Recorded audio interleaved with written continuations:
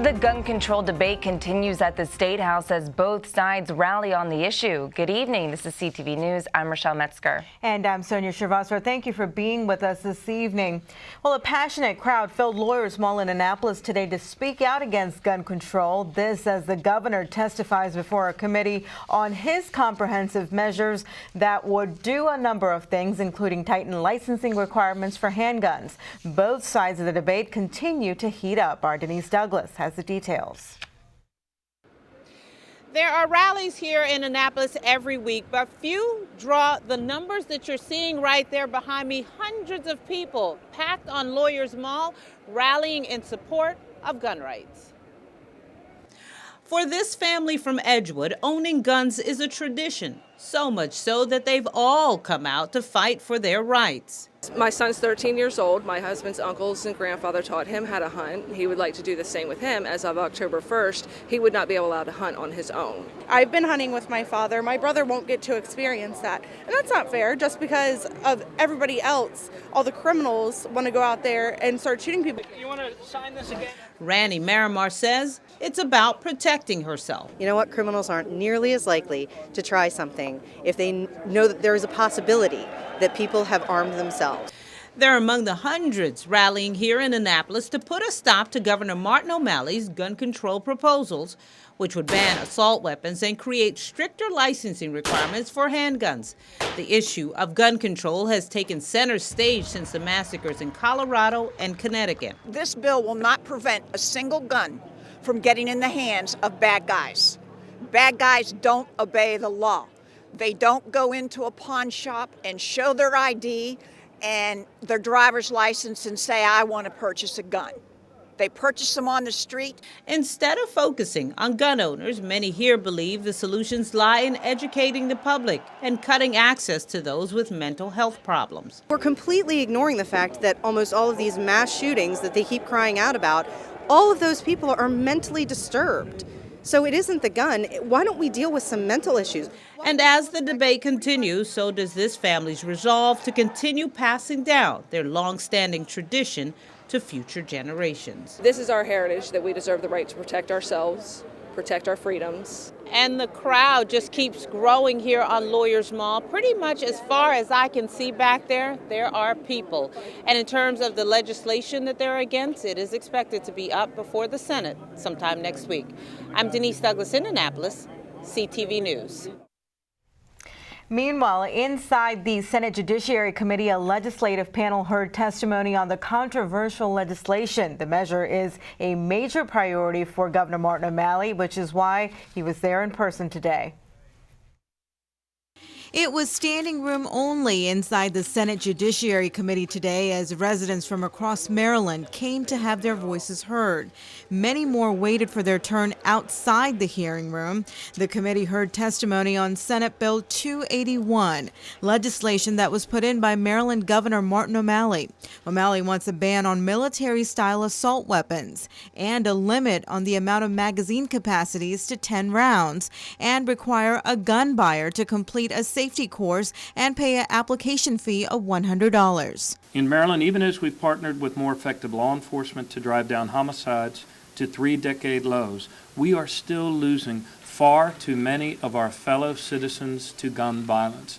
Last year, 516 of our fellow citizens were lost to gun violence. O'Malley made it clear that they're only trying to ban guns and not hunting rifles. Although counties like Prince George's have seen a drop in homicides, gun violence continues to be an ongoing issue. These crimes are committed by persons who, even if they abide by this legislation, you'll never be able to find out who they are.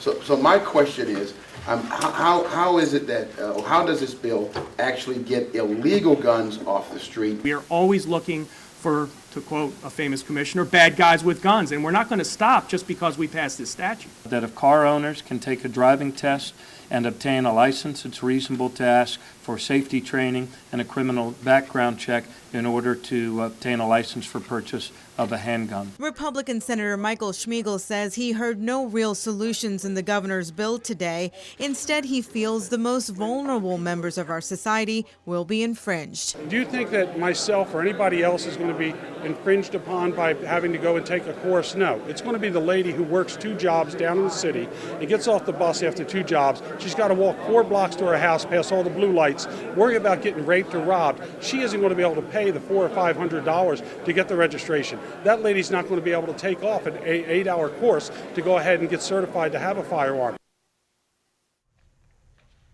Now, both sides of the issue were given 4 hours each in committee to testify.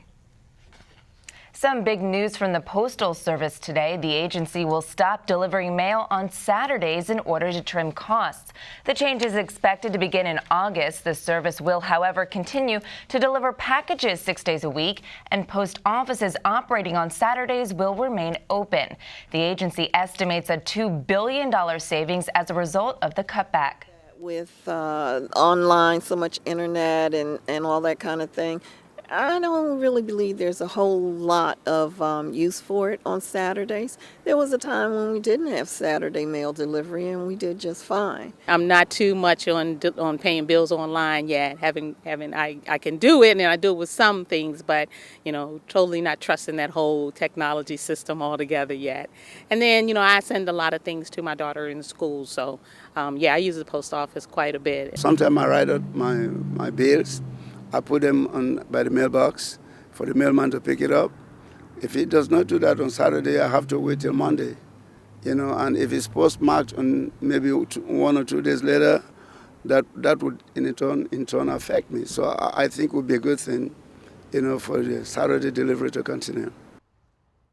Over the past several years, the financially struggling Postal Service has unsuccessfully appealed to Congress for a 5-day service schedule. Today, Maryland Representative Elijah Cummings responded to the announcement saying, quote, "The issue of service delivery frequently should be addressed in postal reform legislation rather than through arbitrary action by the Postal Service." A barricade situation in Hyattsville ends peacefully after a 13-hour standoff with police.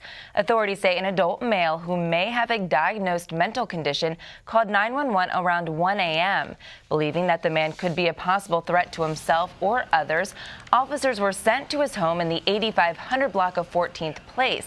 Prince George's police say no one else was in the home at the time and he did not appear to be armed. Nonetheless, as a precaution, surrounding streets were blocked off and a special unit called in to resolve the situation. However, we do, like I say, have a professional conflict management team who this is their specialty. They deal with these kind of situations. That's why when officers see indications of maybe some type of mental illness or anything going on, that's the reason why they contact the conflict management team, because this is their specialty. Police apprehended the unidentified male around 2:15 this afternoon. He was transported to a local hospital for a mental evaluation. And you're watching CTV News. I'm Rochelle Metzger. And I'm Sonia Shrivastava.